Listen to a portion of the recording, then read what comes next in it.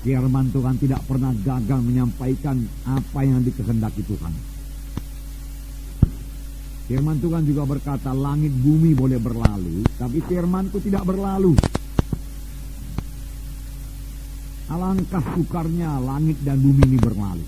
Tidak mungkin pun, saudara. Walaupun itu mungkin, saudara, tapi firman Tuhan tidak berubah, tidak berlalu.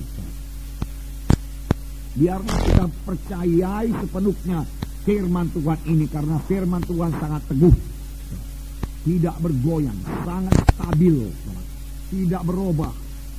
Mengapa? Karena firman Tuhan itu Tuhan sendiri. Pada mulanya adalah firman. Firman itu bersama-sama dengan Allah. Firman itu adalah Allah sendiri. Firman itu juga Allah. Tuhan itu tidak berubah. Oleh sebab itu firman Tuhan tidak berubah.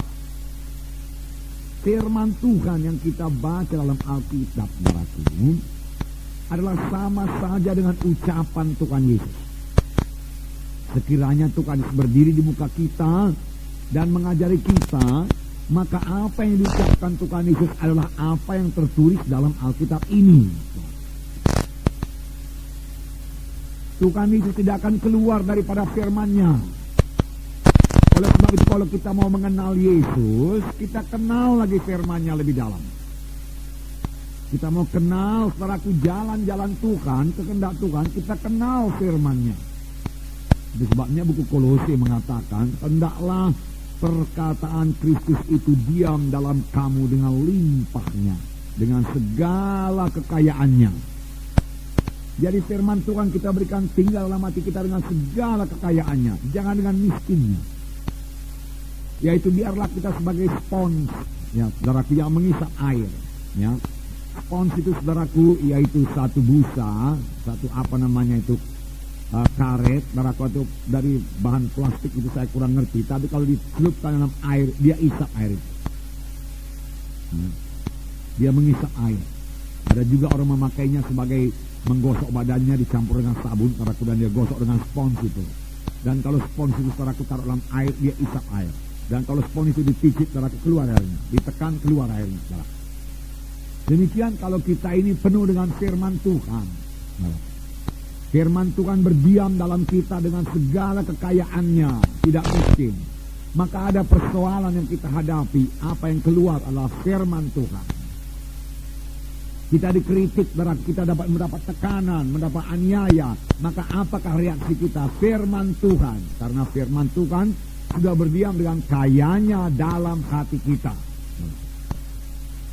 Kalau kita kaya dengan firman Tuhan, saudaraku, kita juga kaya dalam segala perkara. Amin, saudaraku. Kalau saudara kaya dengan firman Tuhan, saudara juga kaya dalam segala perkara. Segala perkara apa, saudara berkata?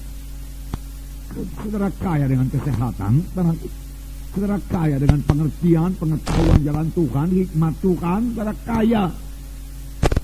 Ditambah lagi saudara kaya dengan berkat materi. Kalau saudara kaya dengan firman Tuhan. Amin, saudaraku. Mahal sekali firman Tuhan ini. Oleh sebab itu, saudaraku, jangan perlakukan Alkitab ini sebagai buku biasa. Kertasnya kertas biasa. Amin, saudaraku. Tulisannya, tintanya tinta biasa. Amin. Tapi isinya tidak biasa. Isinya jauh di atas ilmu-ilmu dunia ini, pengetahuan dunia ini. Isinya jauh di atas ilmu falsafah dunia ini. Nggak bisa dibandingkan itu, saudaraku. Karena isinya firman Tuhan, saudaraku. Firman Tuhan yang tidak berubah dari zaman ke zaman, saudaraku. Sebenarnya Tuhan mau menunjukkan kuasanya dalam sidang. Karena Tuhan kita itu namanya ajaib. Saudaraku, tiap-tiap kali Tuhan bergerak mesti ajaib. Mengapa gereja kurang mujizat Tuhan? Harus ada mujizat Tuhan. Mujizat itu membawa sukacita, membawa iman.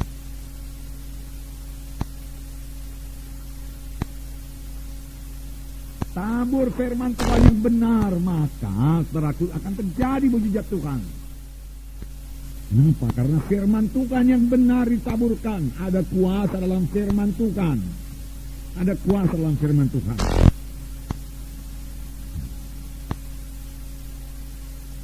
saudaraku, waktu Tuhan Yesus menyembuhkan, yang dipakai Tuhan Yesus hanya firman Tuhan. Beberapa kali memang dia meletakkan tangan, tapi dia terus bicara. Dan apa yang diucapkan Tuhan itu firman Tuhan.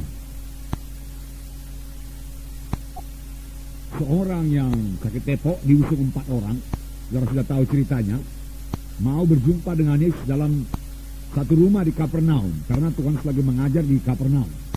Tetapi karena di muka pintu jendela penuh dengan jiwa-jiwa, dalam juga sudah penuh dengan jiwa-jiwa, mereka tidak putus asa. Mereka percaya pada Yesus. Siapa saja yang percaya pada Yesus pasti menerima kuasa Tuhan. Sampai sekarang. Lalu dia naik ke loteng, dia buka atap, dan dia buka loteng, dia ulurkan orang sakit tepok itu ke bawah. Tepat di muka Yesus. Marahkah Tuhan Yesus? Tidak. Apakah dikatakan Tuhan Yesus? Kukatakan kepadamu, anakku, bangkit, angkat tempat tidurmu, berjalan. Orang itu percaya, dia bangkit, dia angkat tempat tidurnya, dan dia berjalan. Sembuh. Tuhan Yesus mengucapkan firman Tuhan. Firman Tuhan yang diucapkan itu berkuasa. Dan itu tertulis dalam Alkitab. Kalau Yesus, saudaraku, berdiri di sini, dia akan mengatakan hal yang sama juga. Bertobatlah sebab kerajaan surga sudah dekat. Dia akan berkata demikian. Seberapa banyak orang yang menerima aku, anak manusia, maka kepadanya diberi hak menjadi anak-anak Allah. Dan seberapa banyak yang menerima, dia menerima keselamatan, lahir baru jadi anak-anak Allah. Kenapa? Karena ada kuasa dalam firman Tuhan. Kuasa dalam firman Tuhan.